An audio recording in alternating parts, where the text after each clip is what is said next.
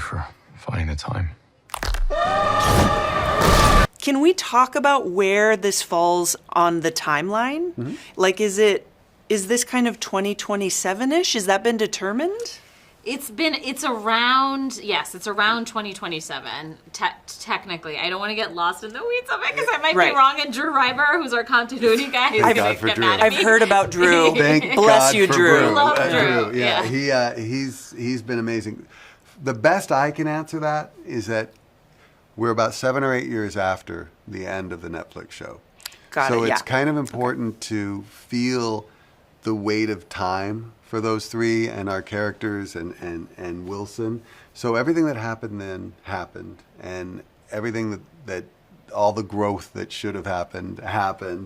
And I think that places us squarely. I don't know the MCU timeline. Drew tells me the MCU timeline. I think we're pretty much there. Yeah. Okay.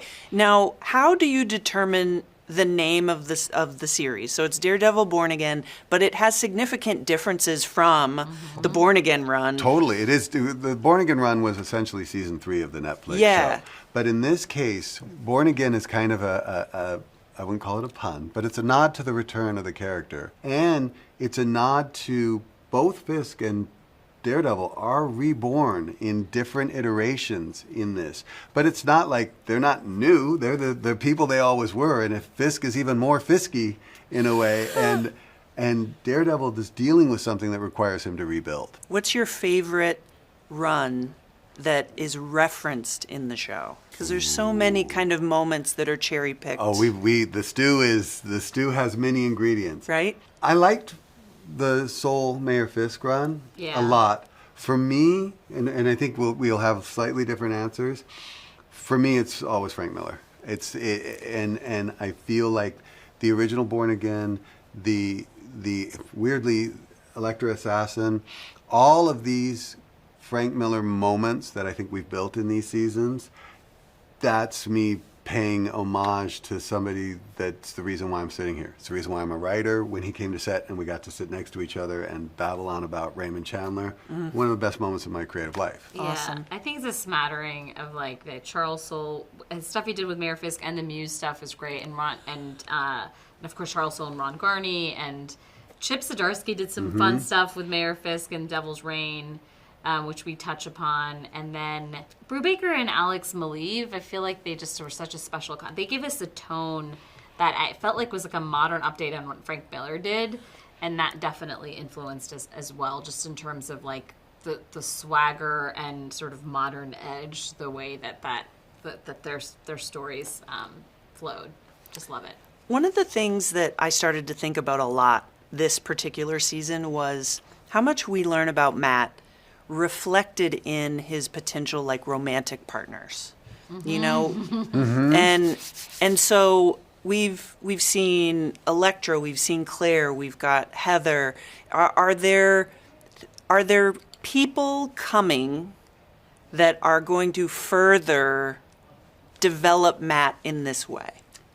The answer is yes, and without going too deep into that. But I think, what if I just start saying names and you just blink? No, go ahead. But I mean, I think that it's important to think in terms of Matt Murdock in this version of things, is he's trying really, really hard to be a whole person. He's trying really hard to be a whole person with a whole relationship, and it looks like in that meet cute scene that we were talking just recently. You're like, is it going to happen for him? Is he going to find something good in his life? Yeah, if only. I don't know if he's ever that lucky, but it is really lovely seeing those interactions, and of course, that connection with Karen was just always going to be there. And I firmly believe, in my Rocco heart, that both Fisk and Matt have one pure love. I wonder who that is to you. I'm not going to answer Good question. that. Oh, yeah. It's got me thinking though. Yeah. I think you will be very satisfied. Oh, yay! I can tell. And I mean, there's so many things. Is there a version of Daredevil's costumes that particularly speaks to you? Which one and why? I mean, well, first of all, the Daredevil Red, you can't... It's iconic. It's just iconic. There is iconic. But I do love the Back in Black. I do. Yeah.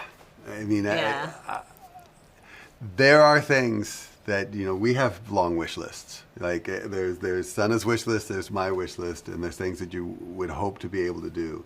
And there's a certain look that I think I would love to see. Because even when he showed up in She-Hulk, I was like, well, Okay. hello. Mr. Yellow? Hello, Yellow. Style for style. Like, okay. I know. He's got some looks. He has a combination of And looks. without giving anything away, especially as we're working on it now, every time we bring back any of the iconography from the comics, it's a huge discussion and we lay it out over a lot of story. So what the fun thing is you may see something and go, oh, that's cool. And then you're going to see a story reason and it's going to have an echo somewhere else. It's been working in a place like Marvel again, 7-8 years later, with the resources they have. And Drew's one of them, and our editorial's another one of them, and VizDev. Oh my goodness. Yeah. Okay. We didn't have that before. Yeah. We didn't. Oh. No. We didn't have that in the earlier version.